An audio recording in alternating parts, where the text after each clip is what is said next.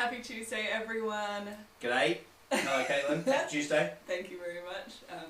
Thanks for commenting also and letting us know that we're live now and saying Happy Tuesday. We really appreciate your comments, Seno. That's all right. I wasn't tagging you. I was tagging my other friend, Caitlin Nog. Anyway, Seno, and everyone else here, I have a joke to start us off with. Oh, wow. Okay, this is one of those moments on the show where Caitlin's just going to giggle for a few minutes and we'll just all do our own thing. Tuesday. Thank you very much. Thanks for commenting also. Okay, so are you ready for this joke? I'm ready for the joke. Why do seagulls... Sorry. See what I mean? Okay. How you guys going? Perhaps comment what you've been doing today. Okay, I've got it. She hasn't got it. Don't say that, because I had it. You have those friends where, you do that to your friend and they can't stop laughing? No, that helped. Okay, why do seagulls fly over the sea? I don't know, Caitlin. Why do seagulls fly over the sea? Because if they flew over the bay, they'd be bagels.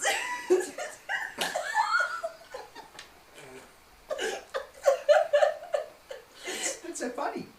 I know, right? Great.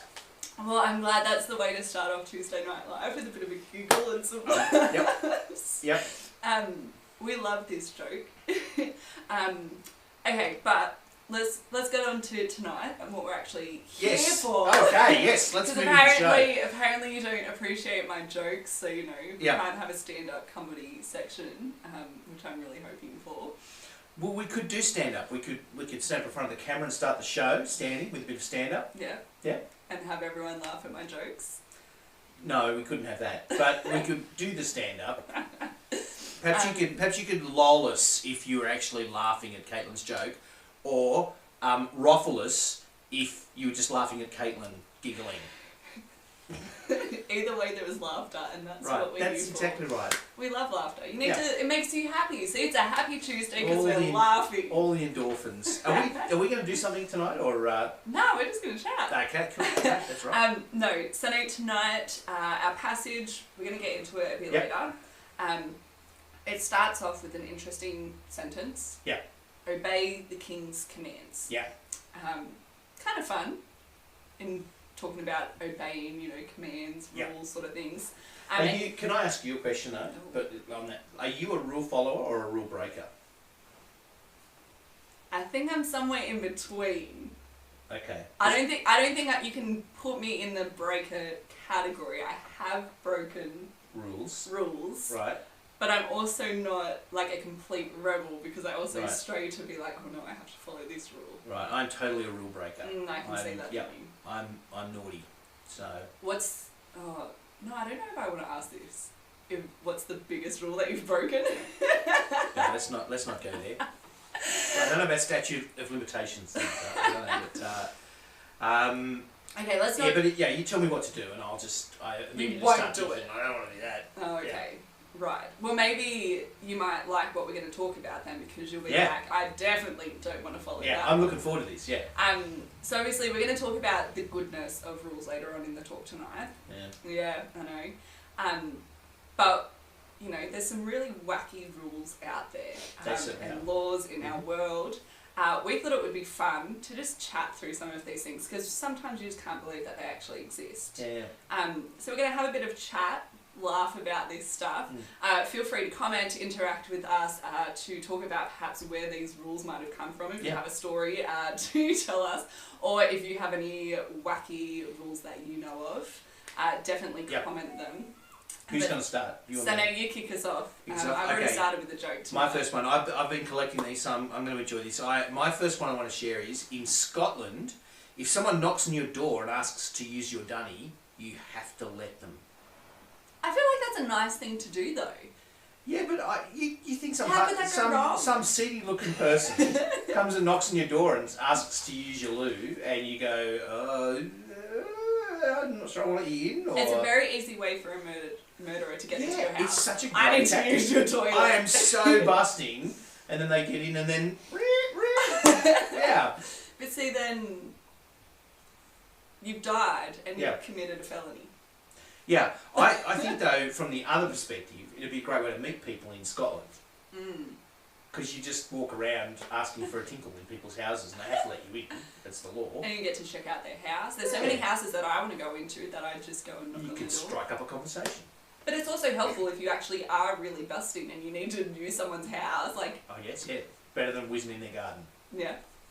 Okay, so that's my first one. Okay, I've got one. Right? I'm going to start off, insensible. Australia, we're wise, and I think this is it's wacky, but it's wise. That's wise, right. In Victoria, Okay. there is laws against vacuuming at night time. So between 10 p.m. and 7 a.m. you are not allowed to vacuum. To vacuum. Yeah, because of the noise. I think that's Nice. a great law. But I don't know how they regulate it. Well, I'm not particularly clean. I'm a bit slovenly. You so don't whatever. decide to Yeah. vacuum at, like midnight or something. Well, maybe I would just to be naughty, but because it's a rule now, Yeah, you're like, yeah. I'm going to go do it. Can you mow at that time? Can you use a blower? Can you blow, not vac? Anyway, I mean, that's I a don't know. weird way to do it. Yeah, I guess it does seem a little bit of common sense. Okay. Oh, Knuckle. Hang on, who's got a good joke? Yes. That vacuum law sucks. Yeah, right. See what you've done. See what you've done. We just I've could have got started into the fun. conversation, and now, yeah. Apparently, it was once illegal to make bad jokes. Oh wait. Yeah. In Indiana, in the United States, you are not allowed to catch fish with a firearm. I'm kind of wondering how you do that. You scoop it anyway. Yeah. No, I'm thinking you shoot it. But also, I don't feel like that's really catching it. I feel like you're just ruining it. Oh, I know you could do it. It's like a bow and arrow.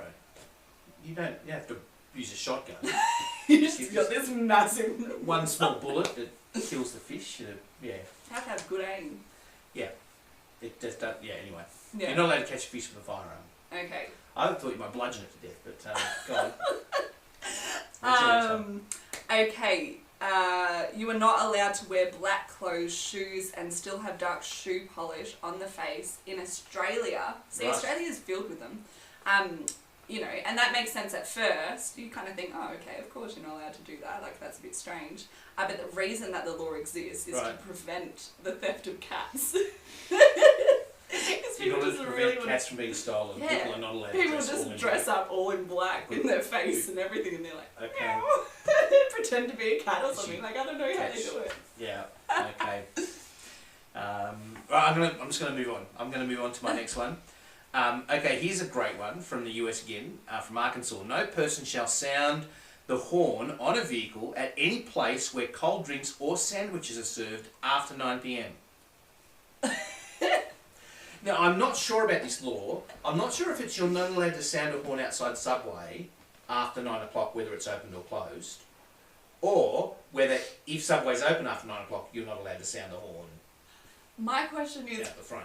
what happened? Like, was someone having a drink and a cold sandwich and then, like, got scared, threw the drink and then choked on their sandwich, and so now they can't honk on horn? I don't know, but that's a very specific kind of law. It's very particular. It is very particular. Yeah, it's just about Subway. Or another sandwich shop that Surely also sells cold drinks. Yeah, I don't think we have any sandwich shops open past 9 o'clock at night. I don't think we have anything open past 9 o'clock at night. We do live in the country. There are other places. Okay, this one is very serious. In Carolina, it's kind of a two-part thing. North or south? North. North Carolina. Bingo games can't last more than 5 hours. Right. Because why? Don't know. Because the old people will wear out. Oh, maybe it's gambling laws and stuff like that. Oh, maybe. So it makes sense. Yeah, maybe But it's about... I said there was a two-part of Okay. this. Also in North Carolina, you can't throw your urine out of the window. Oh, we had this one. It was like you can't throw your poo out the window as well. Yeah. It's like, because you're just keeping it. You're just keeping it there, waiting for an opportunity to hurl it out the window. Whereas, seriously, you should have just travelled to wherever it was that you can knock on someone's door and ask to use the bathroom. Okay, my next one is, it is illegal to kill Bigfoot in British Columbia, Canada. It is illegal to kill Bigfoot. Is Bigfoot real? I don't think it matters. Apparently it's looking at the 1800s when people first started seeing this Sasquatch or Bigfoot. Oh, they try to kill him instead of keep him. No, it wasn't that. It was that when they started reporting sightings, they immediately banned hunting it. Oh. Because they didn't want it killed. So I don't think it exists, Caitlin. But I think they didn't want people going out and hunting for it to kill it. So it's illegal to kill Bigfoot. There you go. What about people dressed up as Bigfoot? I think they're fine. You can shoot as many of them as you want.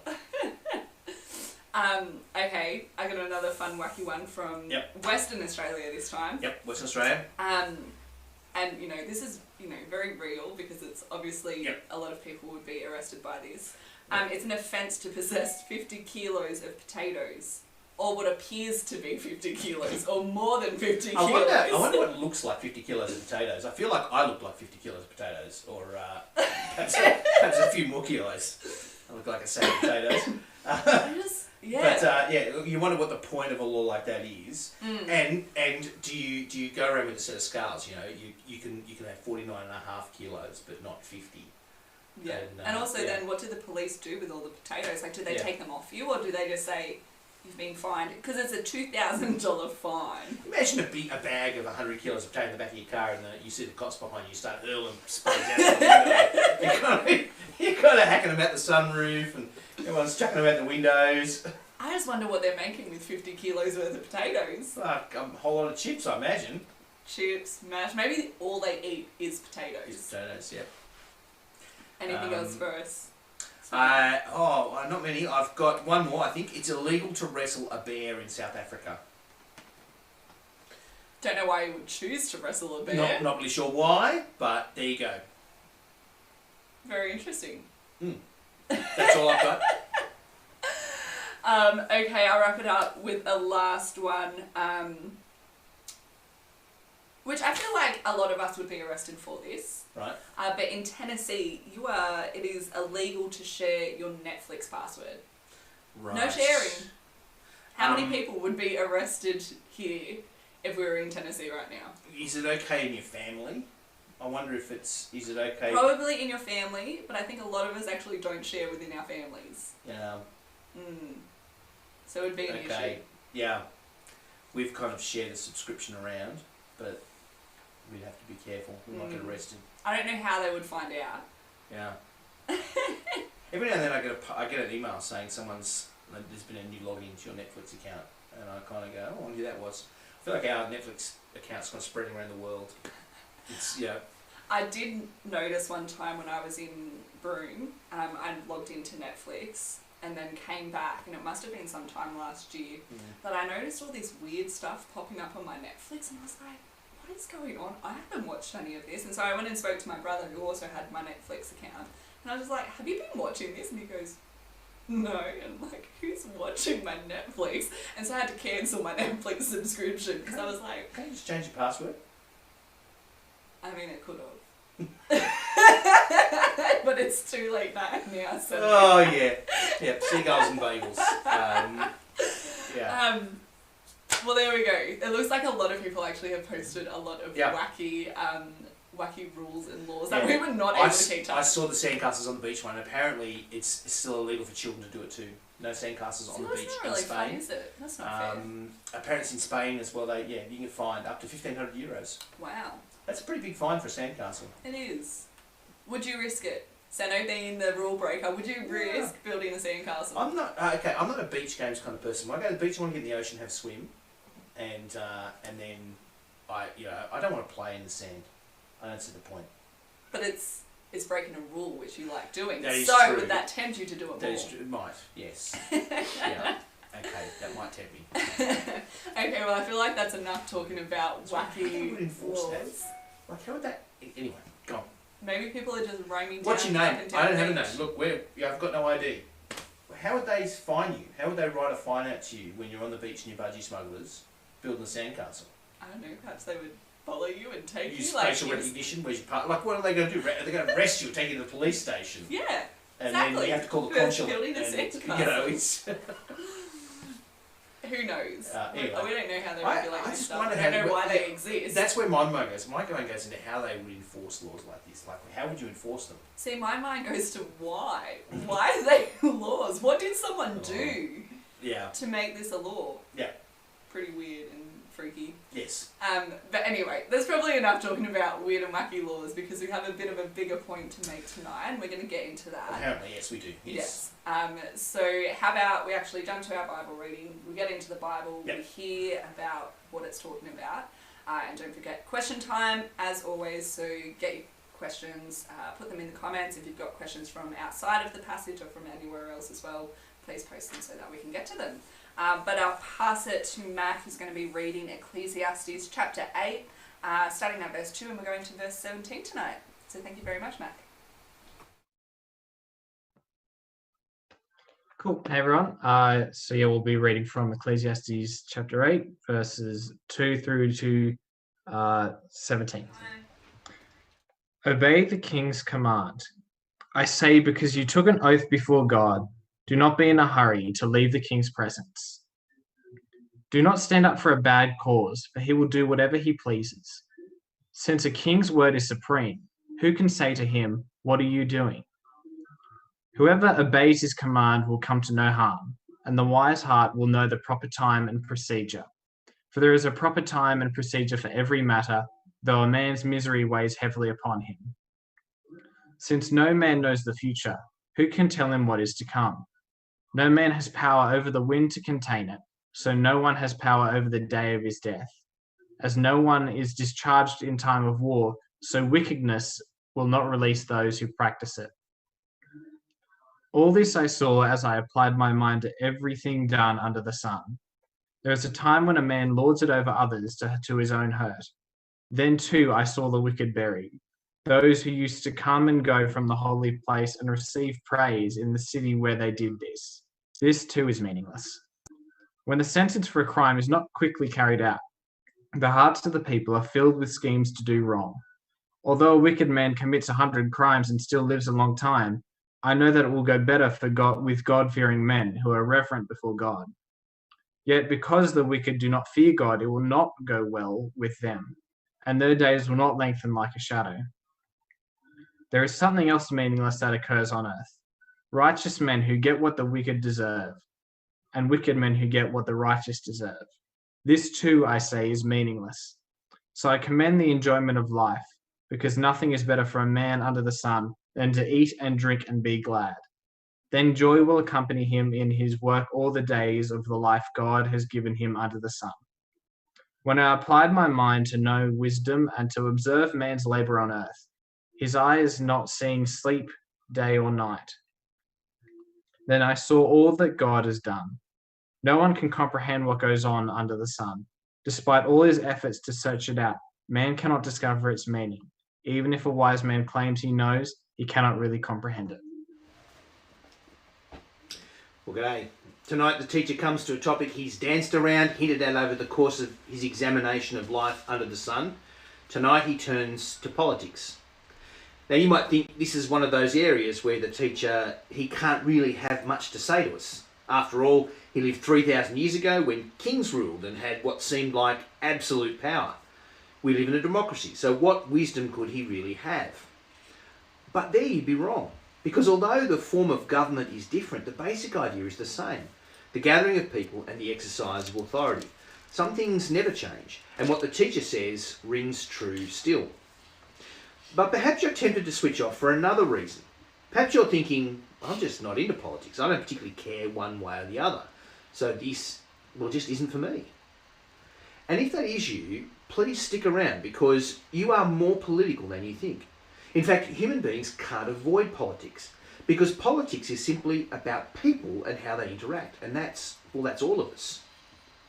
Politics is about how humans organise themselves, how we sort out what rules and guidelines we'll follow in any situation, who or what has authority over us. So we have politics at work and politics at school or uni, in sports clubs, at pub trivia, even in the home. Our lives are about politics, and the politics most of us hate, local, state and federal politics, is a normal and essential and good part of life. We need politics. Sometimes we even like it. So what wisdom does the teacher have for us about politics under the sun? Well, the first thing the teacher says is to obey the government. In verse 2, he just says to obey the king because you took an oath. And this is true for all of us as well. Whether you were born in Australia or if you've emigrated to Australia, to be a citizen means that you promise to follow the rules. We elect our governments so that they will make laws, and that means we play our part when we obey those laws. It's part of being Australian. And this is natural and good. Despite what we said on the lounge about some of the ridiculous laws out there, laws actually are good things, and it's good to obey the law. Laws are written by and large so that we can get on together and so that things operate fairly. Laws protect us from harm. Laws punish those who do evil to others. And laws regulate the way we interact to make sure we treat each other fairly as we cooperate together. You may be a fan of the laws, you may resent some of the laws and think they're stupid. It doesn't really matter what we think of them. We need to live by them so that we can have a society that functions well. Without law and without some kind of authority who sets the laws and enforces them, we couldn't live and work together as a community. It just would not work. So we shrug our shoulders and obey the law because we see government as a natural good. Whoever obeys the government, the teacher says in verse 5, will come to no harm. Well, maybe at least no harm from the government. And a wise person knows how government works, and they make government work for them.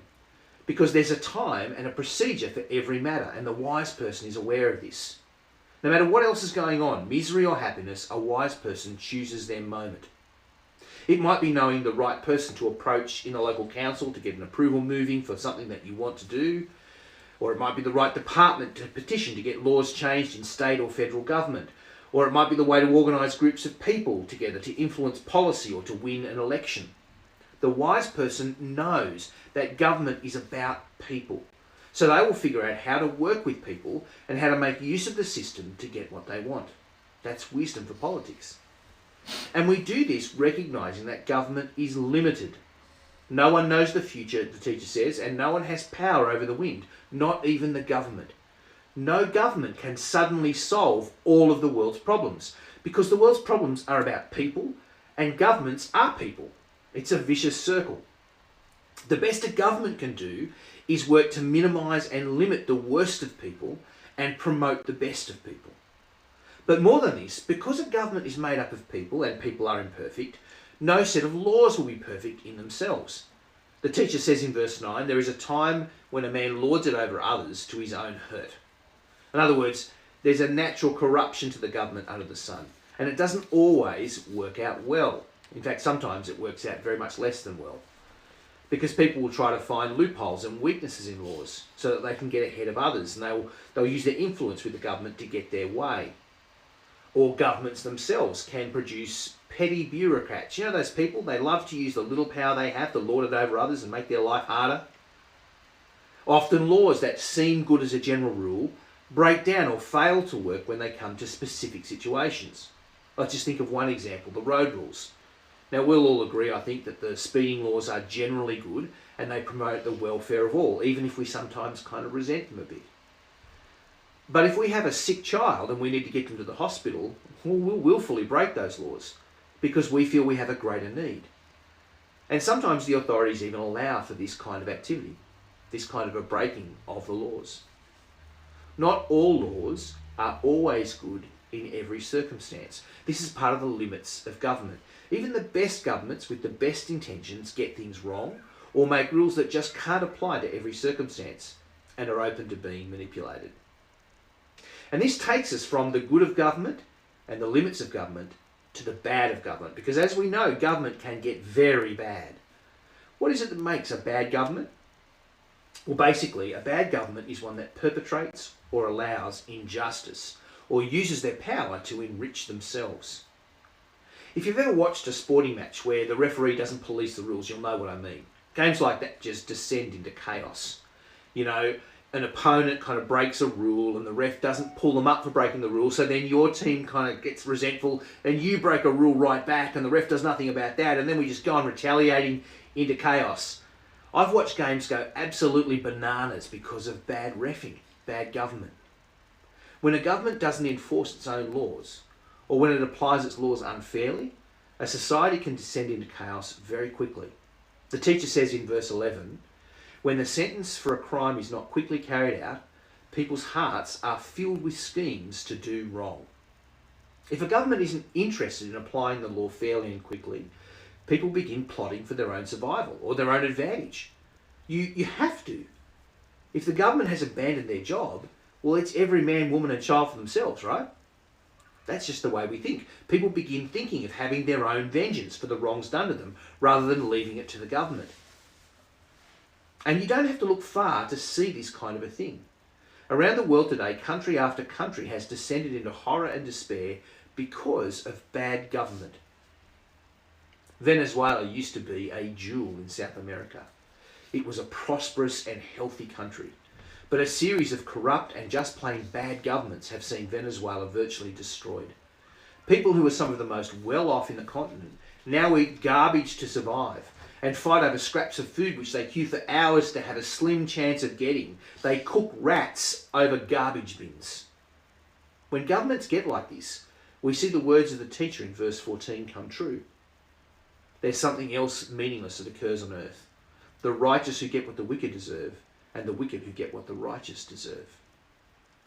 When the government lets us down, the rich tend to take care of themselves, and the wicked take advantage and make themselves wealthy. Some of the most destitute and failed countries in the world have politicians who've gained power not to serve, but to enrich themselves and their families at the expense of the people. This is what corruption and bad government produces. As much as I only reluctantly engage in politics around election time, and as much as I can resent the Australian government at times, I am so thankful for it. We have a stable and prosperous nation because we have a stable government. That is a profound good. This is something you should be thankful for too. You are able to live your life how you want, to pursue study and careers, to own property and gain wealth, to grow healthy families, because we have good government. Now sure, politics, even here in Australia, is imperfect, and it can be very partisan, very them and us, but it is also a great good, and therefore a great responsibility for each generation to preserve as a good, because it can turn bad very quickly. So what does all this mean for us under the sun? Well, I think we should recognise, as the teacher says in verse 6, that there is a proper time and procedure, and that means we should play our part in politics at the right time. Maybe the person who always talks politics is a bit over the top, but at the right time we all ought to be able to know enough to vote well and take part in our democracy. Your government is a good that you preserve with your vote. So you need to know who you're voting for and take part in the process. Run the gauntlet, eat the democracy sausage, bite the bullet and vote. And vote well. Politics is about justice, so character is going to be important. Does the person you're voting for keep their promises? Are they fair? Will they be a servant of the community or lord it over others? And politics and government are about laws. It's about ideas as well, which means you're going to have to think about the ideas that politicians bring to you. You will need to choose between ideas, to choose sides, to choose causes to champion. And because we know that we're all people and that people are imperfect and limited, we're going to be careful about how we engage in politics. We'll never think that we have things perfect so that the other side is totally wrong or completely evil. Even if you do choose a political party, you'll know your party isn't perfect and will get things wrong. We won't be the people who dive down the political rabbit holes with our hair on fire. We will listen to both sides and consider. We'll have convictions and stick with them, but do it with grace and charity. And finally, because we believe in government, we will honour whoever leads us, whether we voted for them or not. This is just sensible and preserves the good order that we have. So there's some wisdom from the teacher about politics under the sun. Politics is a natural good, but it can become very bad if we don't watch it and tend to it. And this can be a big problem for us. Most of the time we're pragmatic about government and we take the good with the bad and recognise as long as we haven't descended into chaos, we're doing kind of okay. But it can be hard under the sun. It can be difficult to deal with the compromises we have to make with government. It can be hard to deal with the pettiness of government. It can be hard to deal with the injustices and the imperfections of government. What do we do when government gets us down?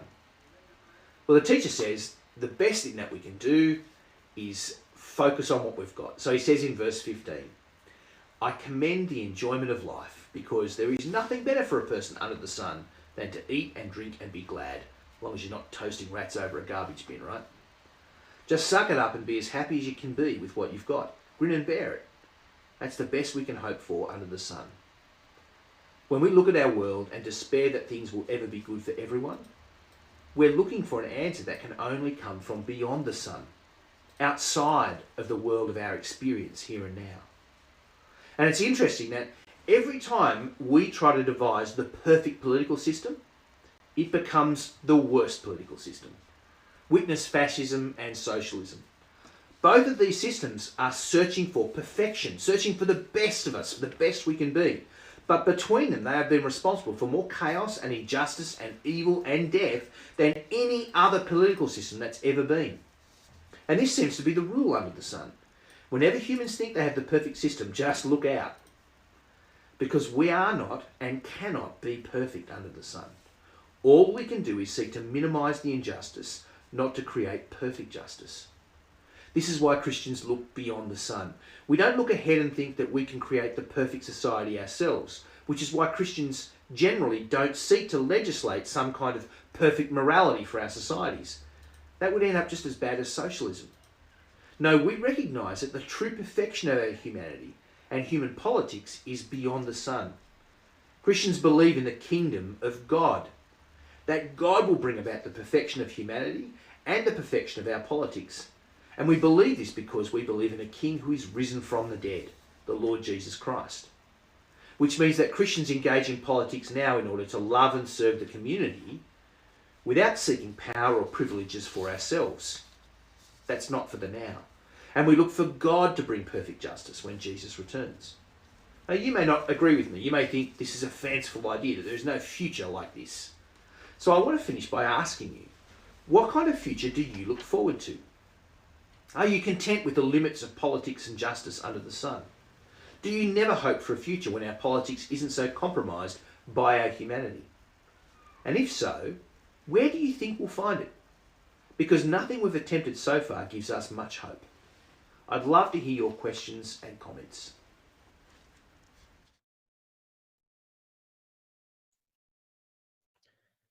Hey guys, we are going to pray now for children in the foster care system.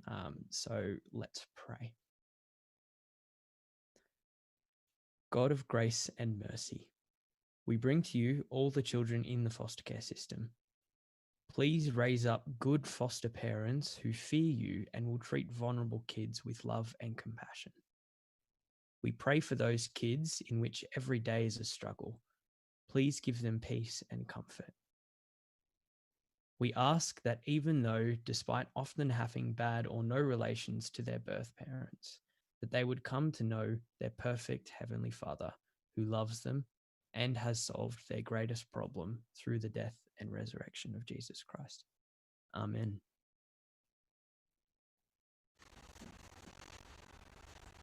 Okay. Well, Here we are. we've got some good questions some nice big wordy questions as well, which we love. Thank you for praying for us and leading us in prayer, Andrew. Good talk, challenging talk, I think, at sometimes to think about, the goodness of laws and the goodness of, I guess, that authority, but also the hardship of, we don't see perfection, but also here in Australia, we actually have it really good, and sometimes we really forget that because we aren't seeing outside to perhaps other politics where they are really not going well, and there's a lot more corruption than what we see in our own country. I wonder if there's a whole lot of discussions you can have there about forms of government. So we live in a democracy and we take that for granted. What's the difference between a democracy and a monarchy? Why is a democracy a good form of government? Why should we value it and seek to preserve it? Okay, well, let's get into questions so that we've got time for them. We'll start off, we've got a couple of voting kind of questions. So we'll kind of deal with those ones first. So I've just seen Jen's come in. So I'll start with Michael's. It's about the US election centre, which you love. You've been following this a lot. It's kind of like footy for me. It's been enjoyable. So Michael's asking that even though we don't have to vote in the US election, how should American Christians vote in light of this passage, but also in light of the Bible?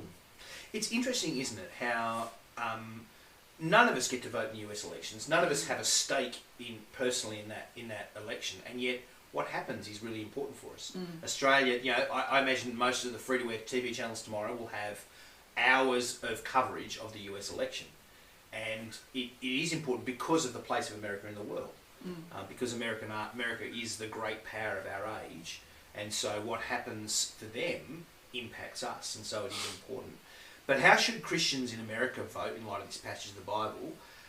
They ought to vote their conscience. They ought to vote what they think. So they ought to look at the candidates they're voting for locally, their local congressman, and vote for someone they think who has good character and who promotes laws that are for the good of the people of the United States.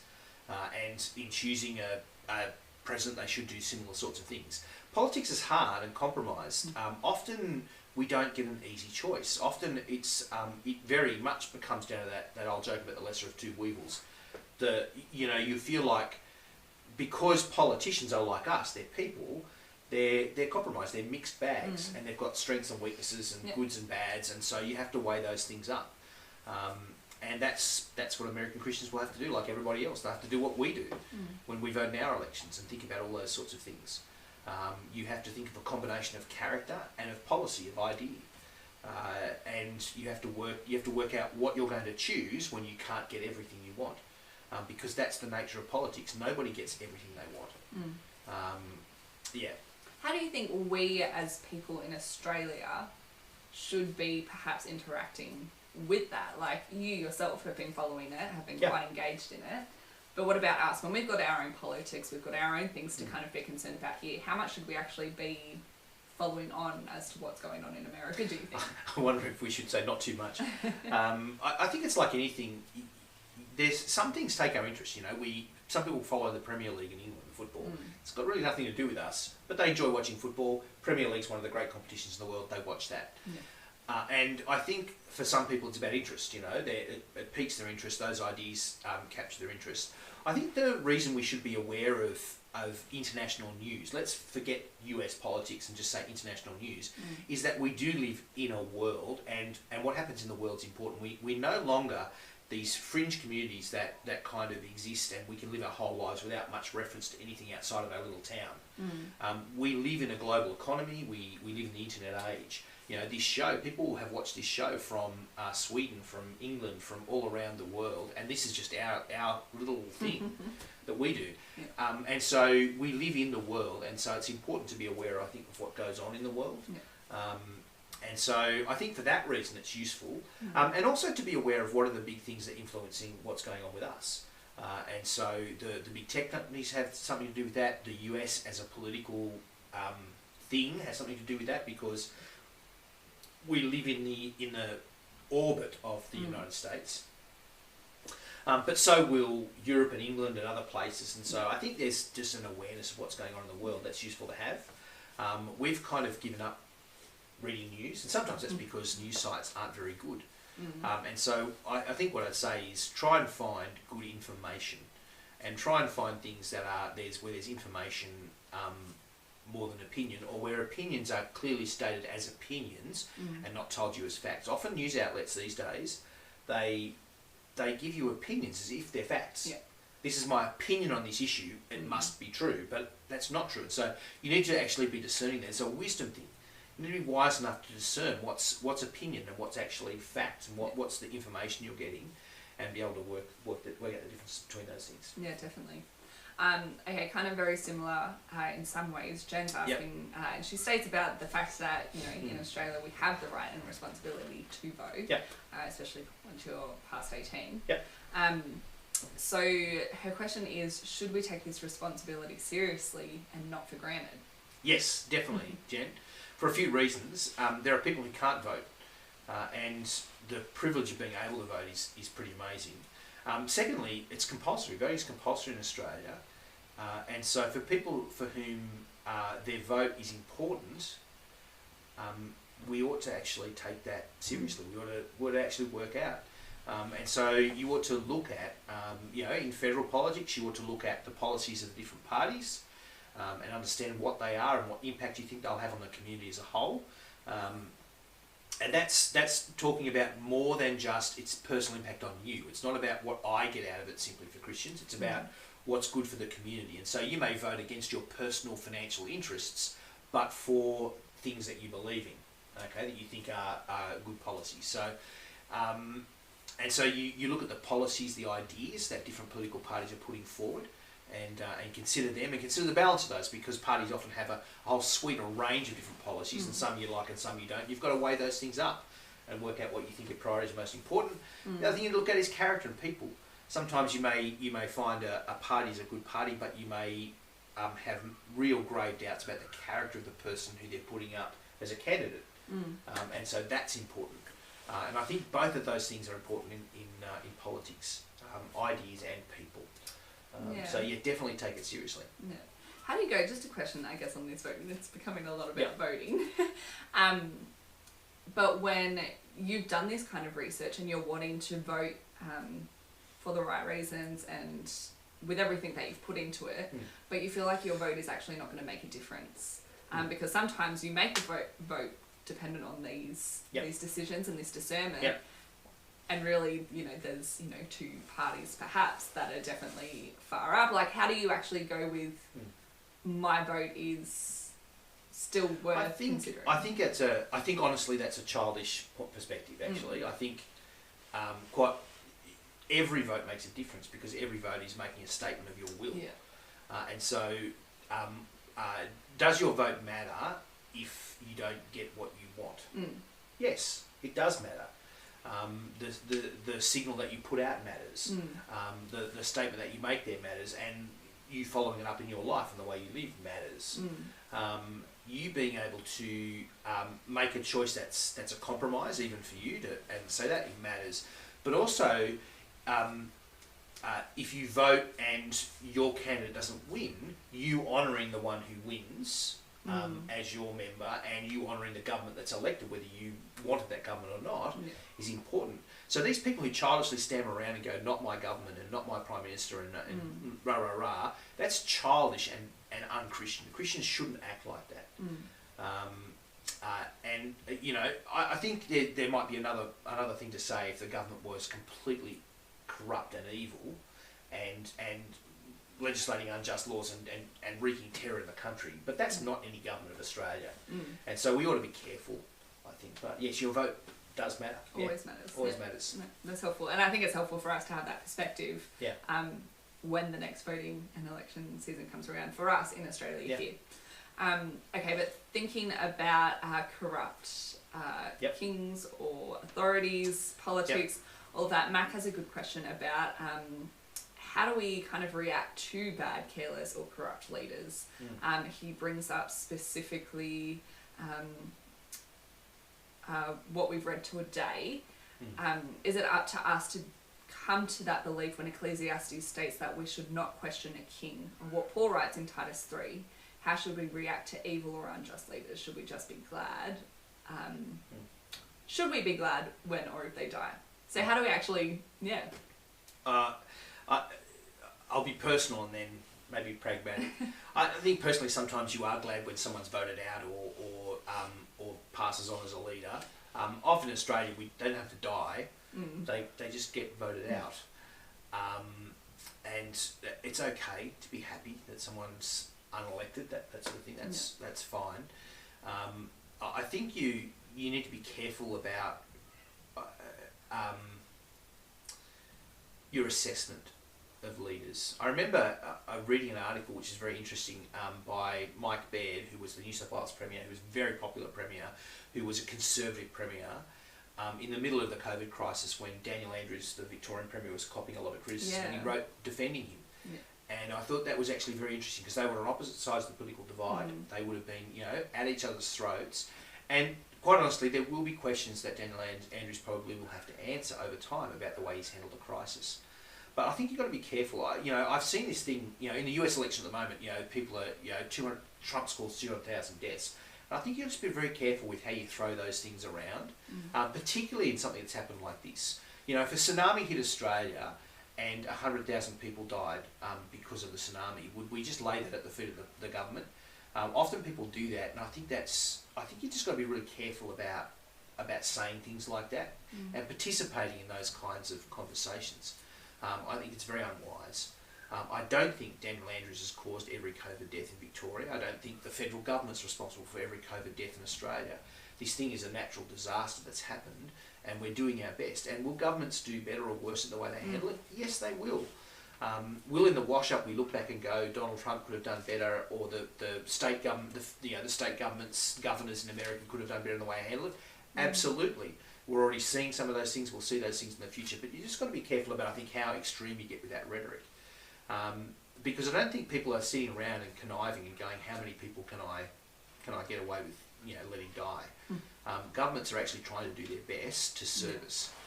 And they may do that poorly, and we can hold them to account. One of the ways we do that is the ballot box. But be careful about, I think, rejoicing too much at the death of a leader. Yeah, it's really interesting. Yeah. Okay, we'll move on to Duncan's question.